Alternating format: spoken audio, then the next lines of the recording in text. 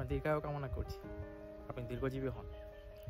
এই কথাগুলো আমরা নর্মালি মানুষকে ব্লেসিং করতে, দোয়া করতে ব্যবহার করি, কিন্তু বাংলাদেশি যারা আমরা থাকি তাদের জন্য আসলে এই কথাগুলো আসলে কোনো ব্লেসিং না, বরং অভিশাপ।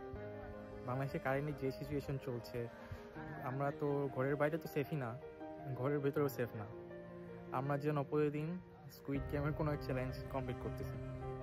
যাই হোক, 5ই আগস্ট আমরা চাইছিলাম স্বাধীন হয়তো বা হয়েছি, কিন্তু আসলে আমাদের থেকে বেশি স্বাধীন হয়ে গেছে এই সকল জীবজন্তুরা, যারা আসলে এই ধরনের অপরাধ করে বেড়াইতেছে রাস্তাঘাটে, এমনকি আমাদের ঘরে পর্যন্ত প্রবেশ করতেছে।